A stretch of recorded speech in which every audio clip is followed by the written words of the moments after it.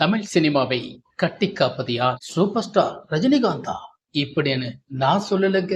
ஒரு நடிகர் சொல்லியிருக்கிறார். எப்பா, தமிழ் சினிமாலே புது புது சர்ச்சையாக வந்துட்டு இருக்கு. மீண்டும் இந்த நடிகர் வேற இந்த சர்ச்சையை போட்டு கிளப்பி விட்டுட்டாரு. இந்த சர்ச்சையை கிளப்பிட்ட பிறகு இப்போ தமிழ் சினிமா சோசியல் மீடியால இந்த விஷயம் தாங்க இப்ப போய் கொண்டிருக்கு.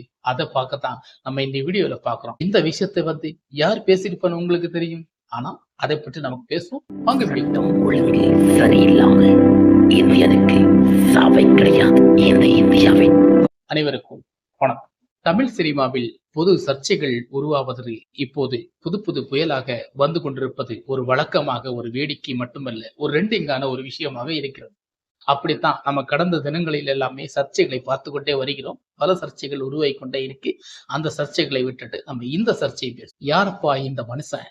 தமிழ் சினிமா ஏற்கனவே சர்ச்சையில மூழ்கி கிடக்கு. அதுக்கிடையில இந்த சர்ச்சையை பேசியிருக்கிறார். தமிழ் சினிமாவை கட்டி காப்பணுமானா தலைவர் சூப்பர் ஸ்டார் ரஜினிகாந்தால் மட்டும்தான் முடியுமா? ஏன் இங்க வேற நடிகர்களே இல்லையா? இங்க வேற நடிகர்களை நல்ல படங்களே கொடுக்கலையா? ஆனா இந்த விஷயத்தை சொன்ன நடிகர் யாருன்னு தெரியுமா? ஹாலிவுட் சூப்பர் ஸ்டார் நம்ம அமீர் கான். அவர் எதற்கு இதை சொல்லியிருப்பான்னு நமக்கு தோணுதா? கூலி படத்துல ரஜினிகாந்த் கூட நடிக்கிறார். அதற்காக ஒரு சம்திங்காக இந்த விஷயத்தை பேசியிருப்பான்னு நினைக்கிறேன். சரி, ஒரு அன்புக்காகவும் ஒரு அடித்தளமாகவும் இந்த விஷயத்தை அவங்க பேசியிருக்க நம்ம நினைக்கலாம். ஆனா முக்கியமாக நம்ம சொல்ல போனா என்னவா இருக்கும், இது எப்படி இருக்குமானே நமக்கு தோணும். ஆனா இந்த விஷயம் நமக்கு எப்படி இருக்க போறானே நமக்கு தெரிய மாட்டேங்குது. ஆனா இந்த விஷயத்த இந்த அமீர் கான் எதற்கு இப்படி பேசியிருக்க வேண்டும்? அதற்கான காரணம் இப்போது வந்த தக்லீஃப் படம் தான் முக்கியமான ஒரு காரணமாக, அடித்தளமாக ஈர்க்கப்படுகிறது. தக்லீஃப் படம் வெறும் ஒரு எதிர்பார்ப்போட ரிலீஸ் ஆச்சு. படம் எதிர்பார்ப்பு அளவிற்கு அந்த படம் ரீச் ஆகாத காரணத்தினால்தான் இப்போது ரஜினிகாந்த் மீது அத்தனை பொறுப்புகளை கொண்டு சில நடிகர்கள் போட்டுக்கிட்டு இருக்காங்க தான் நான் நினைக்கிறேன். ஏன் அப்படி சொல்றாங்க? ஏன் சூப்பர் ஸ்டார் ரஜினிகாந்த் தோல்வி படங்களே கொடுத்தது இல்லையா? அவருடைய தோல்வி படங்களை எண்ணிக்கை நான் சொல்லட்டுமா? எங்க ரஜினிகாந்த் நல்ல ஒரு சூப்பர் ஸ்டார், நல்ல நடிகர் தான். பல விஷயங்களை பண்ணிட்டு தான் இருக்காரு. பல விஷயங்களை செய்துட்டு தான் இருக்காரு. பல படங்களை, வெற்றி படங்களை கொடுத்துட்டு தான் இருக்காரு. ஆனா அவருக்கும் பல தோல்விகள், மறக்க முடியாத இடியான தோல்வி படங்களும் இங்கே திரையுலகத்தில் கொடுத்தாரே. அதை நம்ம மறந்துட்டோமா? ஏன் பாபாவை எடுத்துக்கொள்ள கூடாதா?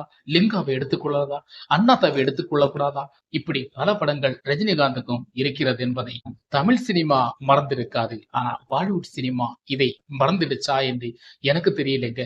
அமீர் கான் இந்த விஷயத்தை சர்ச்சை கிளப்புறதுக்காக பேசினாரா, அல்லது சர்ச்சையை மூட்டி விடுவதற்காக பேசினாரா, அல்லது தமிழ் சினிமாவை கொஞ்சம் உறக்கப்படுத்துவதற்காக பேசுகிறாரா, இல்லது தமிழ் சினிமாவில் பல குழப்பங்களை உருவாக்குவதற்காக பேசுகிறாரா, அல்லது கூலி படத்தில் ரஜினிகாந்தோடு நடித்ததற்காக சப்போர்ட்டிவாக ரஜினிகாந்துக்காக பேசினாரா என்று தெரியவில்லை. நிச்சயமாக அமீர் கான் இந்த விஷயத்தை பேசினதில் ரஜினிகாந்துக்கே உடன்பாடு இருக்காது. அவரே இந்த விஷயத்தை ஏற்றுக்கொள்ள மாட்டாரு. ஏன்பா புது சர்ச்சையை கிளப்பிட்டாரு ரஜினிகாந்த் மண்டையை போட்டு சொல்லிட்டு இருப்பாரு. இதாங்க நடந்திருக்கும். அதுக்கிடையில இந்த அமீர் கான் ஒரு அன்பு பாசத்தினால ரஜினிகாந்த் கொஞ்சம் வசதி பேசி வைக்கிறான்னு தான் சொல்ல முடியும். இந்த புது சர்ச்சை தேவையில்லைங்க.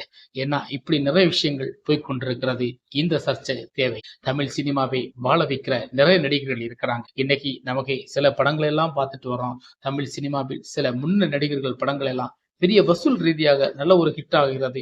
படம் சுமாரான விமர்சனமான கருத்துக்களை கொண்டாலும் படங்கள் பெரிய அளவில் கிட்டடிச்சு பெரிய லாபத்தையும் கொடுத்திருக்கிறது என்பதை நம் அமீர் கானுக்கு சார் உங்களுக்கு தெரியாமல் போச்சா என்னவோ தெரியல. ஹிந்திலையும் இந்த படங்கள் இறங்கத்தான் செய்கிறது. உங்களுக்கு தெரியத்தான் செய்யும்.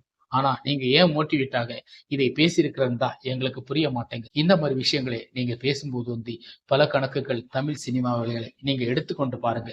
தமிழ் சினிமாவின் வரலாற்றுகளை புதைச்சு பாருங்க, அது விதைச்சு பாருங்க. அதில் விதைகள் இருக்கி அதில் மரமாக வளர்ந்துட்டு இருக்கு. பல இயக்குனர்கள் இன்னை மறைந்திருக்கிறார்கள். பல இயக்குனர்கள் அதில் வாழ்ந்து மடிந்திருக்கிறார்கள். பல இயக்குநர்கள் பல சாதனைகளை படைத்திருக்கிறார் என்பதை மறந்து விடாதீர்கள். தமிழ் சினிமாவை தமிழ் சினிமா மட்டும்தான் காப்பாற்ற முடியும். தமிழ் நடிகர்கள் முழுவதுமே தமிழ் சினிமாவை நிச்சயமாக கை கொடுக்க முடியும் என்பதுதான் என்னுடைய நோக்கம். ஆனால் அமீர் கான் இந்த பேச்சு, இந்த வீச்சு, அவர் பேசியது மிக்க மிக்க ஒரு தவறான எண்ணம் தான் இருக்கும். அவர் பேசியது ஒரு வகை அவர் பட்ட நியாயமாக இருந்தாலும் இப்போது சோசியலில் அது முக்கியமான ஒரு தவறான கருத்தை தான் நான் எடுத்துக்கொள்ள முடியும் என்பதை நான் உங்களுக்கு தெரியப்படுத்துகிறேன். அமீர் கான் கூலி படத்தில் ரஜினிகாந்த் கூட நடிப்பதற்காக பல படங்கள் நடித்திருக்கிறார். அந்த படங்கள் நடிப்பதற்கான சில விஷயங்களுக்காக இப்படி பேசியிருக்கிறார். ஏன் லோகேஷ் கனகராஜன் விக்ரம் படத்தை கொடுத்து பல கோடிகள் லாபம் கொடுக்கலையா அந்த படம்? அப்ப அந்த படத்தை கூட கமலஹாசன் தான் நடிச்சு வெளியான படம். இப்போது ஒரு படம் ஃபெயிலியர் ஆன உடனே தமிழ் சினிமாவை குறைத்து மதிப்பிடுவது தவறான எண்ணம் தான் எனக்கு கொடுக்கிறது. ஓகே ஃப்ரெண்ட்ஸ், இதை பற்றி நீங்க என்ன நினைக்கிறேன்னு தெரியல. நம்ம கமெண்ட்ல நீங்க சொல்லுங்க. இந்த அமீர் கான் கருத்தை பத்தி நம்ம கமெண்ட்ல போடுங்க.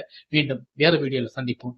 வணக்கம். சட்டம் ஒழுங்கு சரியில்லாமல் இந்தியனுக்கு சாவை கிடையாது. இந்த இந்தியாவின் வரலாறு